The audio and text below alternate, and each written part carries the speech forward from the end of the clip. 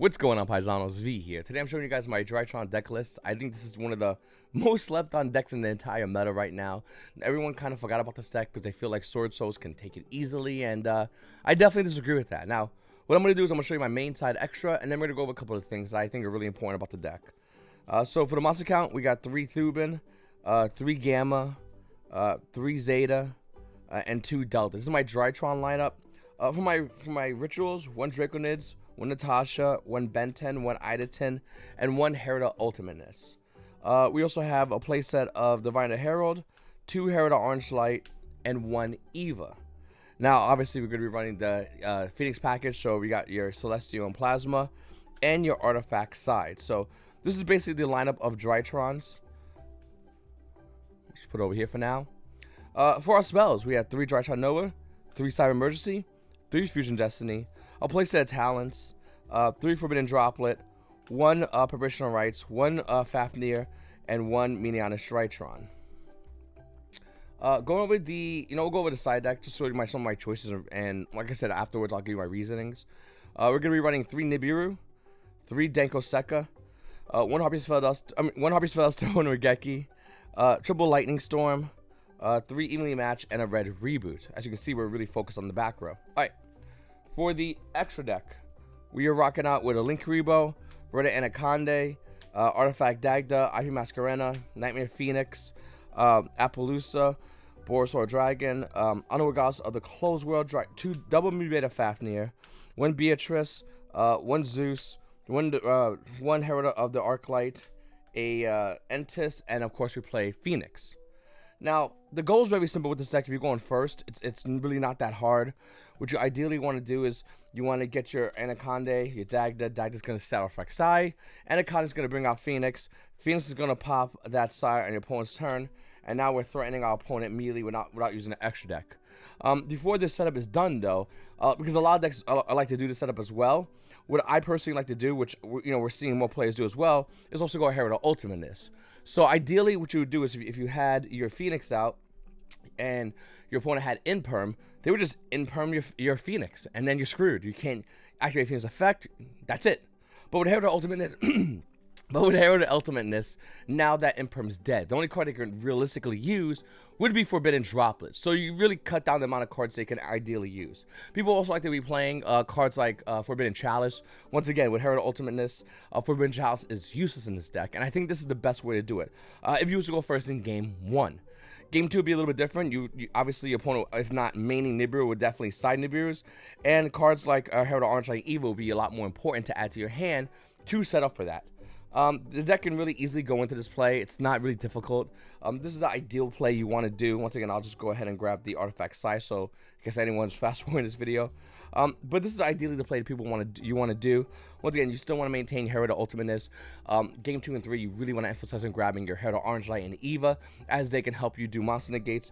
You're going to set your Artifact side down, and like I said before, if your opponent has anything except Forbidden Droplet, with Herald Ultimateness on board with this setup, you're going to lock them out of the extra deck.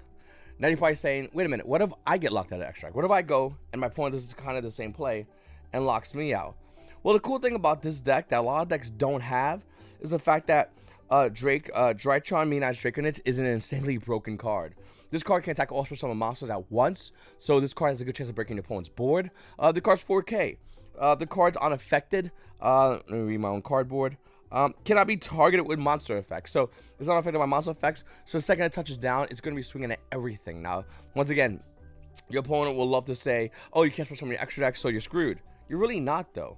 You bring out Herald Ultimateness once again, and Drytron Minionish Draconids, you're in a really good position, and you're going to be putting a lot of pressure on your opponent immediately. They have to respond to this. This card also can blow up cards on your opponent's turn, which is a great interruption. Not that you really needed one because you had Herald Ultimateness, but now you also have it with this card. So, once again, like I said, this deck can do a lot of things that a lot of players can't do. Of course, you're still running the Cyber Angel package. I know some people are cutting out Natasha, but I feel Natasha is still a phenomenal card, helping you gain life points if you was to go into time. Obviously, Idatens help you spam out with your ritual spells and your Drytron monsters to give you those extra summons that can have you easily go into this combo. And Ben 10, I mean, there's nothing I can say other than Ben 10's obviously one of the best cards to use. Let's talk about the side deck for a second. I feel like a lot of people are going to be questioning this. We really emphasize on back row. So you got your evenly match and your red reboot. This is mostly for alot matchups, any kind of back row, Altergeist matchups in which you really want to clean the back row out. You give them like one or maybe two if they have a hand trap kind of option, and you can easily play through that and win that game. Lightning Storms for a lot of decks like, you know, Birds, even Sword Souls, in which you bait in the gate, you do Lightning Storm, and once that happens, they are just relying on whatever is in their hands. So I really feel like Lightning Storm's a phenomenal card. Obviously, we're playing Regeki and Harpy's Featherluster, and it's the same kind of mentality. Harpy's Featherluster is just an extra kind of back row cleanup kind of card. A card your opponent has to respond to if they are playing Sword Souls.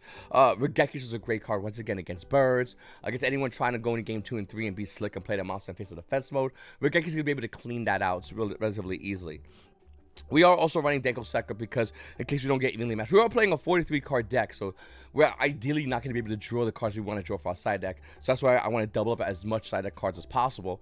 I don't worry about too many combo mirrors because, one thing, we have cards like Lightning Storm and Geki that's going to help us clean that out. We're also running Nibiru.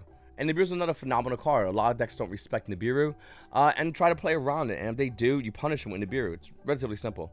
I don't think there's much to go over the extra deck. I know there's a lot of choices. A lot of players are playing different choices. Like, I'll go over, we'll talk about the Exceeds.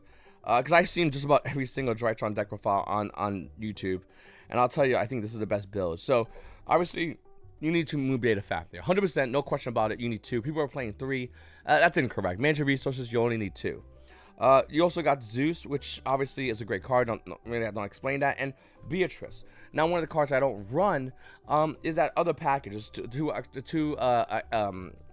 two XC cards, which is going to be Donna Magician and what's her name? Nightingale, I believe her name is. Yeah, you don't need to run that. Those are very situational. Doesn't always happen, and I'm not a big fan of that. I think this is more than enough. The reason why I run Underworld Gods is a closed world, because if your opponent has a card that's unaffected, like we'll say like Ignisters, this is how you answer the Ignisters. Anything that's unaffected by anything, this card answers for. So Crusader Avramax is another great card, and you really want to have a card like this in your extra deck because you never know when you're going to play against somebody that's going to play against protect the wall. You bring this card out and you just break the wall immediately, and a lot of decks just immediately just scoop to you after that. So this card's absolutely important. Obviously, we're running Borisword Dragon. I think every Drytron build at this point is not running Access Code. They just decided to run Borisword. I still feel like Abolus is a huge card, especially when playing against Birds. You put them on Better Have It, and majority of those matchups don't have it because they're running Birds, and they have a lot of Bird engines. Nightmare Phoenix is a card I don't play. I don't like to go into Unicorn. People like to put Unicorn instead of Phoenix. I think that's completely incorrect. Phoenix is more than likely the only card you're really realistically going to need. And the reason why is because a lot of times with the things you'll hit with Unicorn, you'll hit it with Phoenix. So why waste the extra monster? I don't really understand that. Link Creeper is a staple, Happy Masquerade staple, and once again, like I said, Dagda, Anaconda, all this has been basically a staple. But I think the two main tech choices you'll see between my build and every build is these two cards. Every build's gonna be the same for the extra deck, except these two cards. And like I said, this is gonna be a Unicorn they're gonna run, but I think it's once again very incorrect. You really want to run this because this is what I said. You know, I already gave you an example. Okay, and then this card is absolutely insane. There are at least every tournament I go in this card at least once, and this is a really phenomenal card to run. That's basically the deck list. I think this is the perfect ratio. You know, I like to play 2 Minion Drytron, but in this build, you only realistically need to play 1. The second one is the Dryton Fafnir, which is either or, that's why. I am playing one Preparation of Rites. I don't really use this card a lot. You can easily cut this card if you really want to. It's not that big of a deal. It's a decent card, don't get me wrong, but, you know, it's not amazing. Obviously, you still need to run Forbidden Droplet. We aren't in that kind of meta where you got to run Forbidden Droplet or Infinite Permits or Chalice, or you run all of those cards. I just think Forbidden Droplet by itself is good. And I run Talents because, once again, if I'm coming off, my opponent's going to stop me, I'm going to Talents them. And if I could go into something as simple as a Phoenix, I want to snipe a card at their hand to weaken with the board they can create. So that's why this is really good. Also, you could draw 2 cards. And the opponent draws you Phoenix. I mean, hitting them with Talents is always good. Some builds are running only 1 Fusion Destiny. The way I see it, if you open a Fusion Destiny in your hand, you don't have to go into Dagda. It means you can go into another card like IP Masquerena. And IP Masquerena is a really good card to go into. Henceforth, that's why you don't need, that's why you want to run 3 Fusion Destinies. If you draw it, you don't need to go into Anaconda. You don't need to pay 2 some light points. Pretty good. So that's the simple reason for that card. Everything else I think is pretty much staple in here. Let me see. Anything else I play differently? Oh, people are playing a third Delta.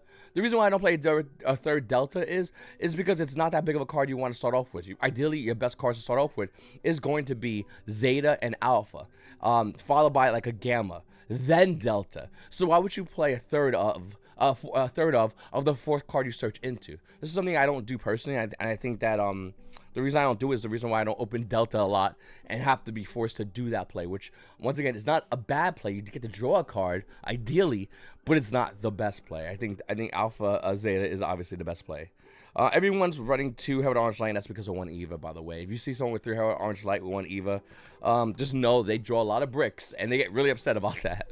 So here's the Drytron deck list. I think it's a really good deck list, and I'd love to know what you think in the comments down below. I'm going to have more deck profiles coming up. I have a Striker one coming up soon. I have a Shadow Invoke Dogmatica one coming up. Eventually, I'll have a DPE coming up. I have to pick up Prosperities for that build. I think that build plays Prosperity. Probably the best out of any version of the Shadow variations. We're seeing a lot of people play Shadow Invoke Dogmatica kind of incorrectly. If they ran a lot of Shadows, they want to run, you know, anyway. I'll talk about that in deck profile. Anyway, I really appreciate you guys watching my videos. Make sure to hit that subscribe button, hit the like button, and you Paisanos have a great day.